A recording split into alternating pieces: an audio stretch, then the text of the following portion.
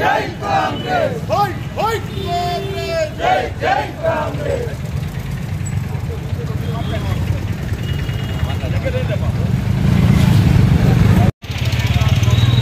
हम करेगा देश की रक्षा कौन करेगा हम करेगा हमने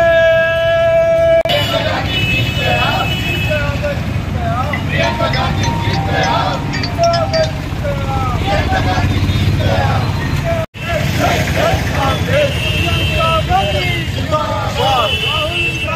जिंदाबाद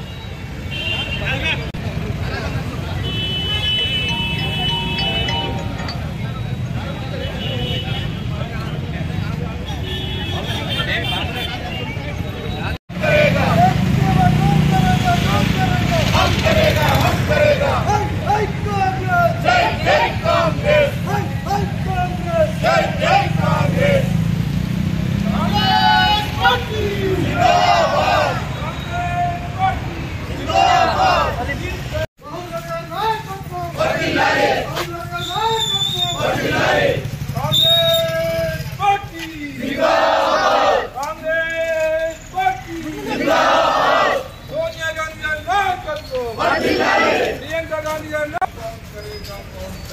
हम करेगा हम करेगा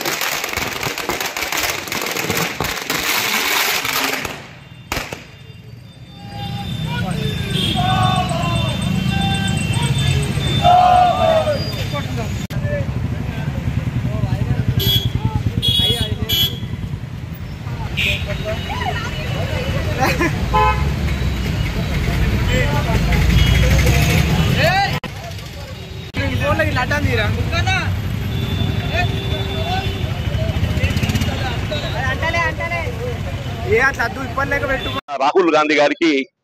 తోడుగా ఒక సోదరిగా ఆడబిడ్డగా అండగా నిలిచే విధంగా ప్రియాంక గాంధీ గారు ఏదైతుందో ఈరోజు వాయనాడ్ నుంచి 4 లక్షల పైచీలకు అత్యధిక మెజారిటీతో గెలవటము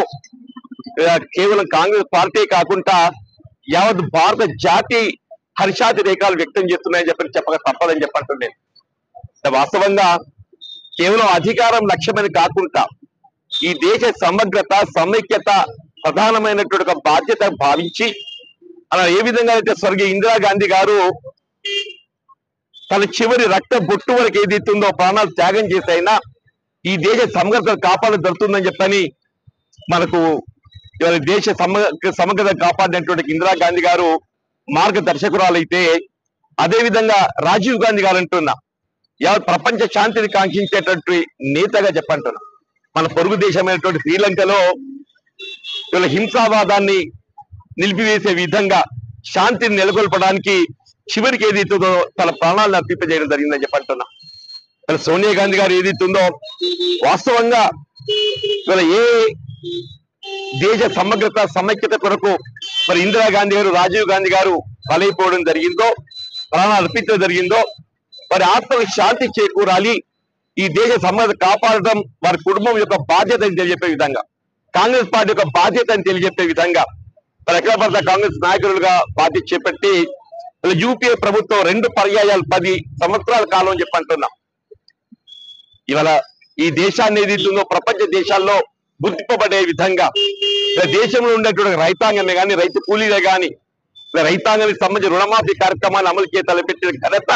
మరి యూపీఏ చైర్పర్సన్ సోనియా గాంధీ గారు